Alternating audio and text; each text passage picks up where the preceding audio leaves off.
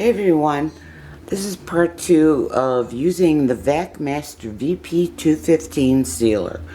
I'm going to try to get into a little more of the detail of how to use this sealer for different foods, and hopefully it'll help you use your sealer more effectively if you decide to buy one. Tonight I did kale. I processed it, I packaged it, and I'm going to show you how to work it. Okay, this sealer has these spacers that are really useful as far as getting your foods lined up with the sealer itself. So the whole idea with this is to get your food or your bags lined up with the sealer, and it helps a lot, I'll tell you. So anyway, tonight I'm using this sealer to seal my bags of kale. Here's a bag of kale, okay, and we've got it pretty well packed here.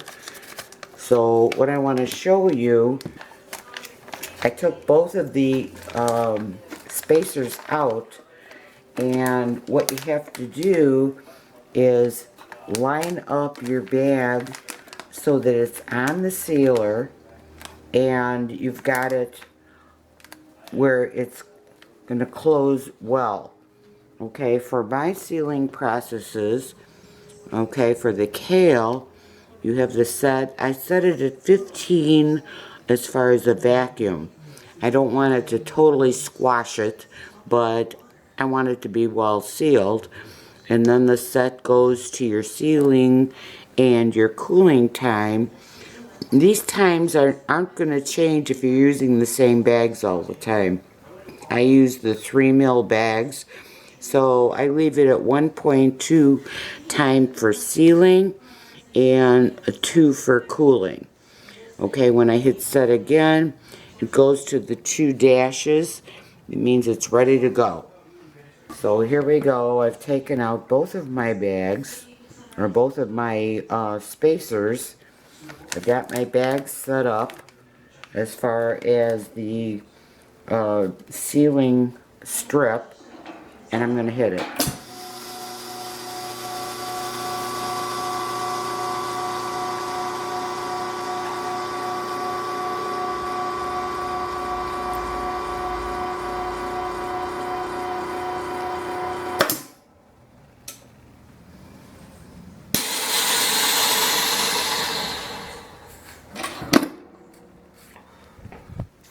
Okay, we're going to do that again just to make sure I get a good video of it. Another bag, it's pretty well packed down. One thing I should caution you is that you should take a paper towel and kind of dry out the inside when you put the contents into your bag so that the bag itself is relatively dry. Now I'm going to set this onto the sealing strip. Get it set down and try to get it to curl down a little bit. All set, here we go. Whoops.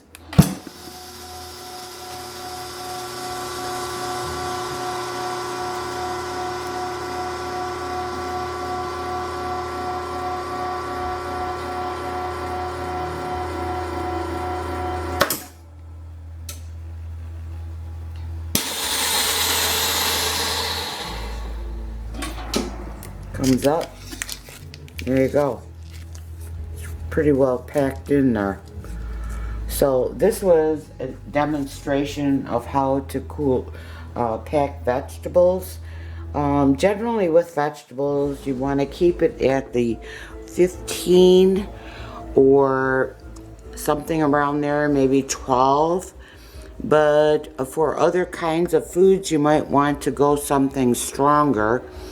And you also need to keep in mind spacing bars that they put in there, because this comes in really handy, especially if you're using containers.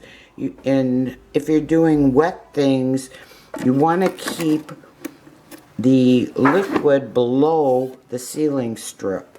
That's very important. So as we get into this, I'm going to show a couple of other little snippets as I do this, and I'm going to show you how to do different kinds of foods and how to use your sealer.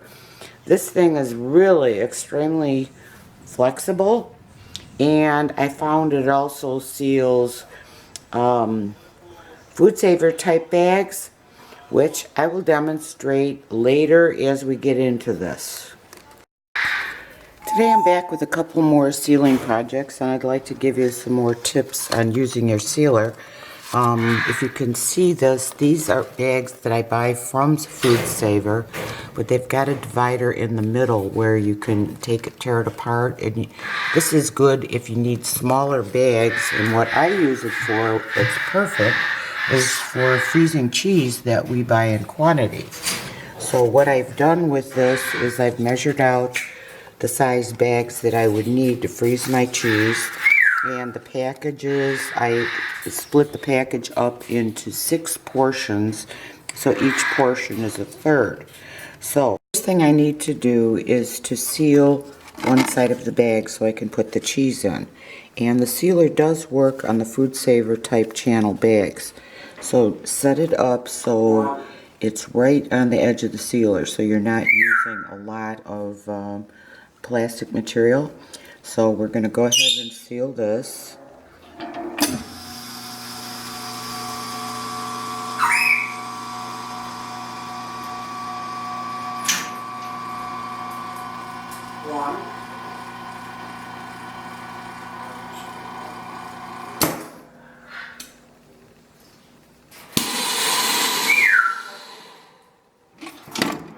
Okay, got my seal on this side of the bag.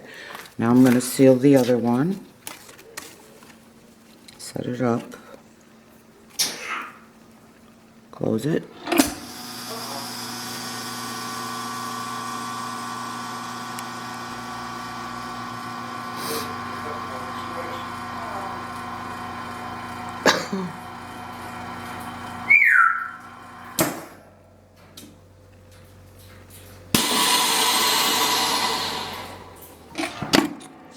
Okay, this one's done. So one thing I would like to point out to you, and I'm going to take it over in the better lit place here, is if you notice the seal is going all the way to the end where you've got the edge already put on by Food Saver. And although this sealer seals only 10-inch bags and these are 11, when we bring it back over here, you notice that if you set it up, right in the middle, it goes to the part that was the edge that's already sealed by Food Saver. So it does seal the whole thing. So you can use the 11-inch bags in this. Now I'm going to go and put the cheese into the bags, and I'll be right back with you. Okay, I've got my cheese in the bags, and we're ready to seal them. Okay, make sure that it's centered over the sealer, and then I want to make sure that I'm not going to really squash this cheese. So I'm going to set it. I'm at 15. That's about right where I want it. And the rest of it, I use the same time and the same both times, the sealing time and the cooling time. Okay, now we've got this right over the edge. If you can see that, and close it.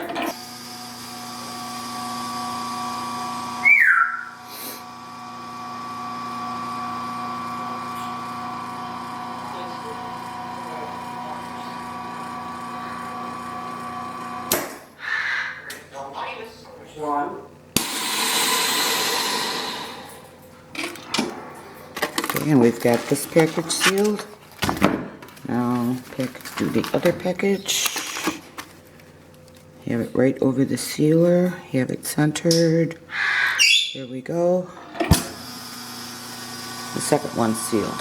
What's nice about this is you can buy the economy packages of cheese slices, and split it into 6 packages and bring one package up at a time, so that way you don't have any spoilage with it. And cheese actually freezes really well. So we've got our 2 packages of cheese here. Actually, I got 3. And this is where you can tear these bags apart, so you can bring one up one at a time out of the freezer. So we got that done. Next thing I'm going to do is I blanched some Swiss chard, and this has a lot of liquid in it.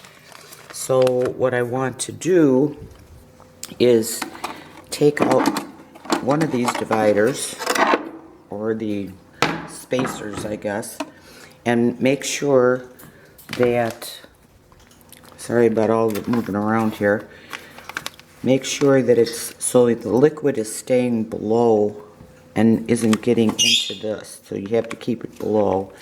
Squish it out a little bit. Make sure the plastic's flat. And I left this at 15 because I don't want it squashing it too badly. So here we go.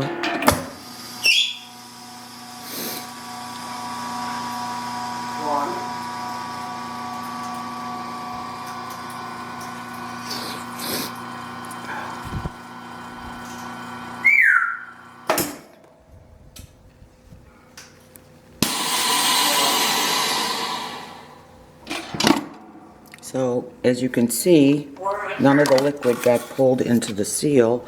And then if you want for freezing, you can flatten it out a little bit, and then it doesn't take a lot of space in your freezer.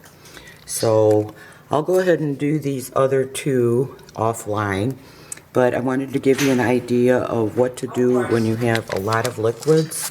And if you have larger bags, you would just take out both of the spacers, or if you need, if you're doing something with a lot of soup, or but the one thing to make sure of is that your food is cooled. This is completely cooled. Otherwise, you're going to could get an explosion of liquids in there. So that's all for today, and I'll be back soon. So to summarize what we've gone through so far, basically what you have to look out for or to consider is your spacing.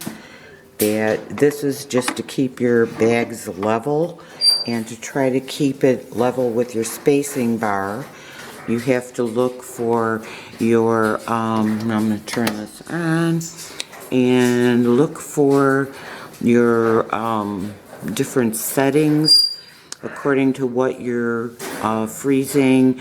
15 does well for most things, vegetables and that kind of thing. If you want to get into meats, you might want to get into maybe 18, 20, whatever. If you want to stop it at a certain point, you can hit stop. In fact, where I was sealing the bags, you don't have to go through the whole sealing process. Just get it started, hit stop, and it'll stop and seal the bag. And other than that, it's pretty straightforward. So we'll get on to the next little tidbits that I have for you, and I'll be closing this video at that point.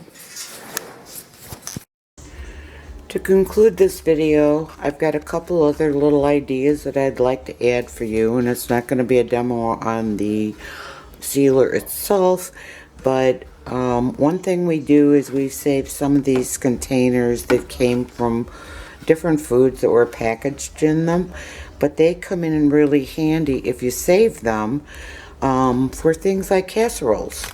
Okay, this is a tuna casserole that I've frozen, and it fits in one of the bags, and you can seal it without squashing down the casserole itself. So you can microwave it or heat it however you choose, but it keeps the form of the casserole itself.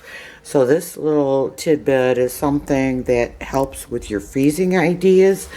Another idea that I've had is, okay, this particular bag I've sealed by folding over the corners. Okay, sometimes you come up with foods that are just too wide to fit in some of the bags that you have that are 10-inch. So you can buy the larger size bags, and the food sometimes will not fit because of the height of the food. So you can buy the larger size bags and just cross over the corners, fold them over, and you'll still have the height, but you can use the smaller bag because you cross over the corners. And for this particular seal, I use the same seal I always do. Same time, same cooling time, and you can still seal larger foods without having to buy or without having to worry about them fitting into bags that you have. So I hope this review has been helpful for you, and thank you for watching.